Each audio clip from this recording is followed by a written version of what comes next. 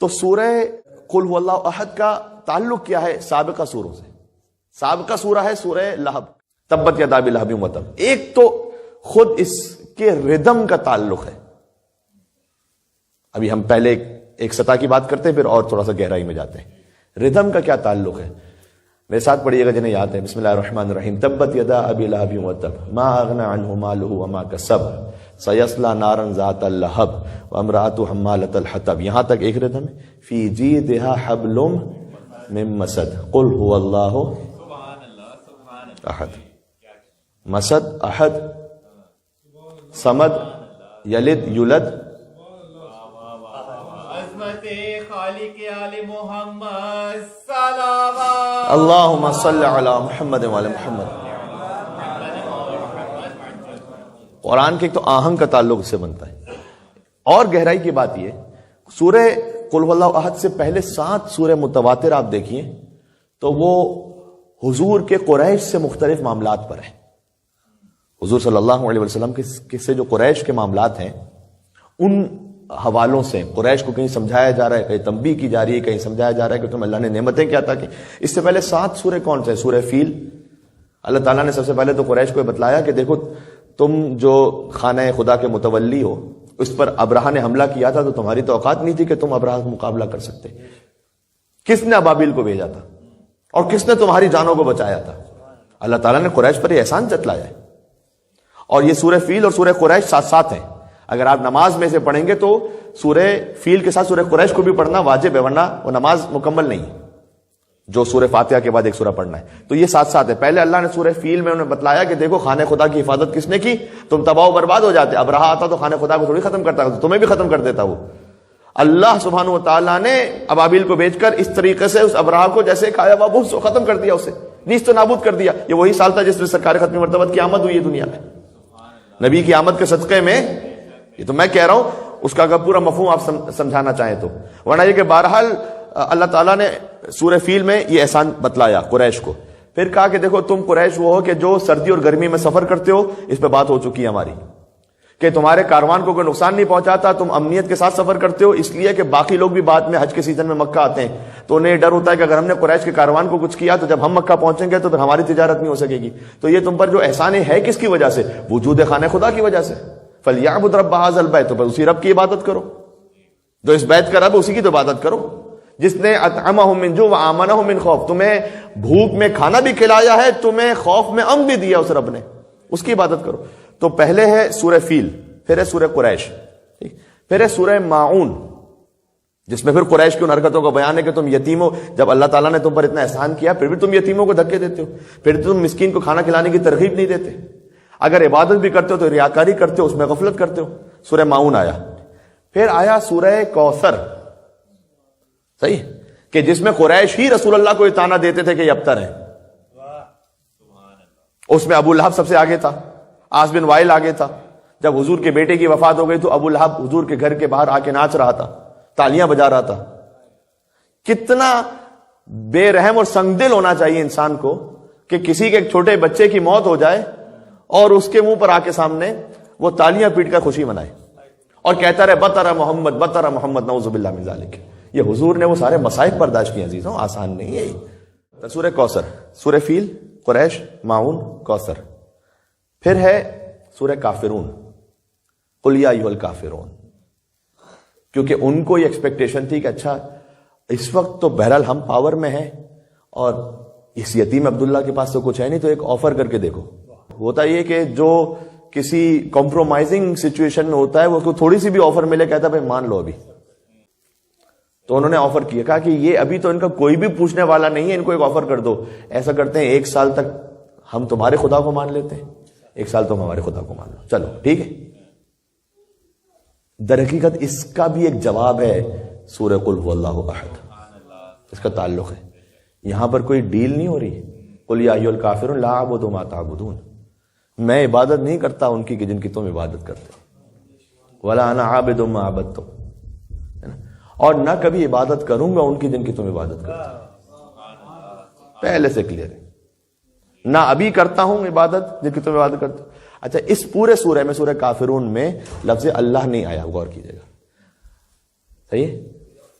لا اعبد ما تعبدون، اعبد میں عبادت نہیں کرتا اس کی جس کی تم عبادت کرتے ہو، ولا انتم عابدون ما اعبد نہیں تم عبادت کرتے ہو اس خدا کی جس کی میں کرتا ہوں، ولا انا عابد ما عبدتم نہیں کروں گا، عابدن اس میں فاعل ہے، نہیں کبھی کروں گا آگے کنٹینیوشن میں ان کی کہ جن کی تم عبادت کرتے ہو، ولا انتم عابدون ما اعبد نہیں تم عبادت کرو گے اس کی کہ جس کی میں عبادت کرتا ہوں۔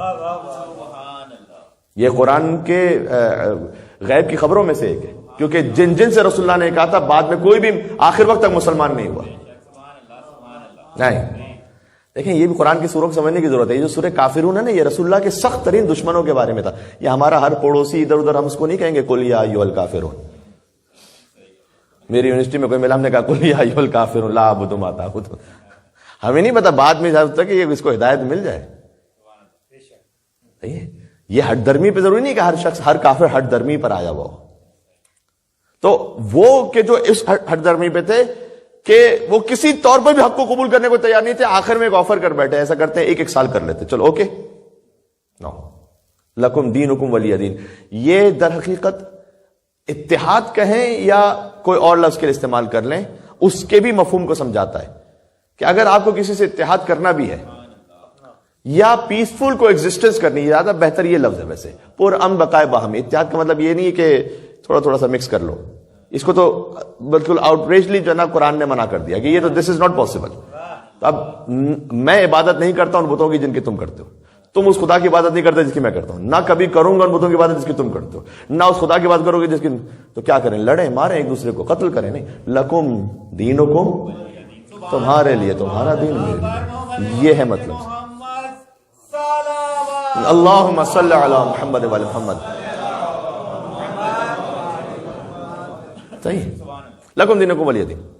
اچھا یہ جو بار بار حضور کہہ رہے تھے کہ میں عبادت نہیں کرتا ان کی جس کی تم کرتے ہو، اور نہ تم عبادت کرتے ہو کہ جس کی میں عبادت کرتا، تو بھئی آپ عبادت کرتے کس کی ہیں؟ ابھی تک تو یہاں لفظ آیا نہیں کوئی، اس کا جواب ہے قل ھو اللہ احد۔ یہاں پر لفظ اللہ ابھی تک آیا ہی نہیں ہے، سورہ کافرون میں لفظ اللہ نہیں آیا، بس میں عبادت کرتا ہوں اس کی جس کی تم نہیں کرتے۔ تو وہ کون ہے؟ اس خدا کی صفات کیا ہیں؟ کیوں آپ عبادت کرتے ہیں اس اللہ کی؟ مشرکین کے لیے جو 360 خداؤں کو مانتے تھے، یقین جانیے گا کہ ایک اور خدا کو مان لینا کوئی مشکل کام نہیں تھا، مان لیتے۔ 360 کے بعد 361 کی عبادت کر لیں گے، اس میں کیا فرق پڑ جائے گا؟ میں آپ کو بتاؤں، انہیں تکلیف الا اللہ سے نہیں، انہیں تکلیف لا الہ سے ہے۔ بات سمجھ آ رہی؟ دونوں میں فرق کیا ہے؟ جی بات یہ ہے کہ تمہارے سارے خداؤں کا انکار ہے۔ جو خواجہ اجمیر نے ابا عبداللہ حسین السلام کے لیے ربائی لکھی نا، ایسا نہیں ہے کہ وہاں الا اللہ نہیں ہو رہا تھا، مسجدوں میں عبادت تو ہو رہی تھی، نمازیں پڑھی جا رہی تھی، حج بھی کیا جا رہا تھا، حج کو ہی تو چھوڑ کے امام حسین السلام نکلے تھے، باطل کا انکار نہیں ہو رہا تھا۔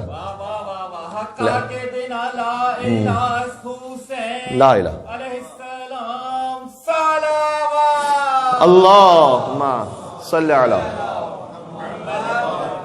بعض نے یہ بھی لکھا کہ چونکہ ربائی کے اعتبار سے وہ وزن پورا کلمے میں آ نہیں رہا تھا، لہٰذا حقا کے بنا لا الہ ادھورا انہوں نے کلمہ لکھا، لیکن بہرحال کئی علماء نے کہا جیسے ربائی کے 108 اوزان ہے، اب کیا گفتگو کی جائے کہ کون کون سے اوزان ہیں ربائی کے، لیکن بہرحال آ بھی سکتا تھا کلمے میں، کلمہ پورا آ سکتا تھا کسی نہ کسی وزن میں۔ انہوں نے لا الہ پر توجہ دی کہ جو لا الہ کی بنیاد ہے وہ حسین ہے، ہر جھوٹے باطل خدا کا انکار کرو۔ اچھا لا صنم الا اللہ بھی نہیں ہے، خالی کوئی بت نہیں، بس اللہ عبادت نہ۔ اگر صنم کا لفظ ہوتا تو پھر اقتدار، شہرت کا خدا، دولت کا خدا، طاقت کا خدا، اس کی کوئی ذکر نہیں ہوتا۔ لا الہ کوئی نہیں ہے خدا، کوئی جھکنے کے قابل نہیں ہے الا اللہ۔ تو سورہ کافرون میں یہ طے کر لیا گیا کہ نہیں، یہ نہیں ہوگا کہ ہم آپس میں دوسرے سال بانٹ لیں گے۔ اس کے بعد ترتیب بے مصحف کے اعتبار سے سورہ کافرون کے بعد سورہ نصر۔ اچھا سورہ کافرون جو ہے نا، اب جب تمہارا دین الگ ہمارا دین الگ، ٹھیک ہے، تم اپنے دین پر ہم اپنے دین پر، اسی کو ایک طرح سے سورہ کافرون کو آپ ٹاپ پہ رکھیں اور اس کی دو پھر برانچز بنا دیں اس طرح سے کہ پھر تمہارا دین کیا اور ہمارا دین کیا، اس کا نتیجہ کیا ہوگا؟ ہمارا دین وہ ہے کہ اذا جاء نصر اللہ والفتح، اگلا سورہ، اللہ کی نصرت آئے گی اور فتح ملے گی۔ ورأيت الناس يدخلون في دين الله افواجا، اور تم دیکھو گے کہ لوگ گروہ در گروہ دین میں داخل ہوں گے. یہ ہے دین خدا کی شان. لکم دینکم ولی دین، اس کا اگلے 2 سوروں میں تعارف ہو رہا تھا. اذا جاء نصر اللہ والفتح، یہ رسول اللہ کا دین ہے. تمہارا دین کون سا ہے؟ تبت یدا ابی لہب وتب. سورہ مسد نیکسٹ سورہ ہے. بات واضح ہو گئی؟ تمہارا دین وہ ہے تبت یدا ابی لہب وتب. برباد ہو جاؤ گے، ختم ہو جاؤ گے، اللہ کے مقابلے میں آؤ گے تباہ ہو جاؤ گے. تبت یدا ابی لہب وتب ما اغنی عنہ مالہ وما کسب، نہ مال کام آئے گا نہ اولاد کام آئے گی. ما اغنی عنہ مالہ وما کسب سیصلی نارا ذات لہب وامرأتہ حمالۃ الحطب، اور جو اس کی بیوی ہے وہ بھی ہلاک ہوئی، یعنی جو ساتھ دینے والا ہے اس کا سب ہلاک ہوں گے. فی جیدہا حبل من مسد، وہ ہار کے جو اس نے گردن میں پہنا ہوا تھا اور بہت ہی خوبصورت تھا اور اپنے زمانے کا یونیک ہار تھا. اس نے منت مانی ہوئی تھی کہ جو محمد کو اذیت پہنچائے گا، نعوذ باللہ صلی اللہ علیہ وآلہ وسلم کو جو اذیت پہنچائے گا، میں اسے یہ ہار بطور تحفہ دوں گی. اللہ نے کہا کہ یہی خرمے کی چھال کی رسی تمہاری گردن میں پھنسے گی اور تم ہلاک ہو جاؤ گی. تو سورہ کافرون میں لکم دینکم، تمہارا دین، تبت یدا ابی لہب وتب، ولی دین میرا دین، اذا جاء نصر اللہ والفتح. یہ 7 سورے ہو گئے جس میں قریش سے مستقل ایک تعارض ہے. جب یہ فائنل آ گیا نا کہ تبت یدا ابی لہب وتب، اے رسول، کیونکہ ابو لہب وہ دشمن نہیں تھا کہ جو ایک مرتبہ میدان جنگ میں آ جائے، اس کے بعد جب اگلی جنگ ہوگی تو پھر دیکھا جائے گا اسے. نہیں، وہ رسول اللہ کے پڑوس میں رہتا ہے. وہ تو روز آ کے رسول اللہ کے سامنے شور مچاتا ہے اور اذیت بھی دیتا ہے، تالیاں پیٹنا، تماشے کرنا. اس کی بیوی شاعرہ ہے جو حضور پر طنزیہ اشعار کہتی ہے. حتیٰ جب یہ سورہ نازل ہوا تھا تو لکھا ہے تاریخ میں کہ وہ، کیونکہ اس کا مطلب یہ ہے کہ ابو لہب تیرے ہاتھ ٹوٹ جائیں، دونوں ہاتھ، تو وہ بازاروں میں نکل کر اپنے ہاتھوں کو دکھا کے کہتا تھا اس کے لیے محمد پر سورہ نازل ہوا ہے، دیکھو میرے ہاتھ تو کچھ نہیں ہوئے، آیا ہوا کچھ ہوا. طنز کرتا تھا، ٹونٹ کرتا تھا، گلیوں میں گھوم کے ٹونٹ کرتا تھا رسول اللہ. جب وہ تباہ و برباد، نیست و نابود ہو گیا، تو گویا اب اللہ سبحانہ و تعالیٰ نے پھر سے ایک پیغام دیا کہ اے ہمارے حبیب، اب آپ کو اس دشمن کی یا کسی بھی دشمن کی، ان کافروں کی، قل یا ایھا الکافرون، فکر کرنے کی اب ضرورت نہیں. اب آ جائیے دوبارہ اپنے اصل میسج پر، قل ھو اللہ احد. اب آپ پھر سے اسی توحید کے پیغام پر آ جائیے. ان سے ہم نمٹ لیں گے. تبت یدا ابی لہب، ہم نے ان کا کام تمام کر دیا، آپ کو اسے فکر کرنے کی ضرورت نہیں. آ جائیے اب اصل میسج، قل ھو اللہ احد. پھر سے کہیے آپ، قل. اللہ تعالیٰ اپنی خالص توحید کو مصطفیٰ کے بغیر نہیں پہنچاتا.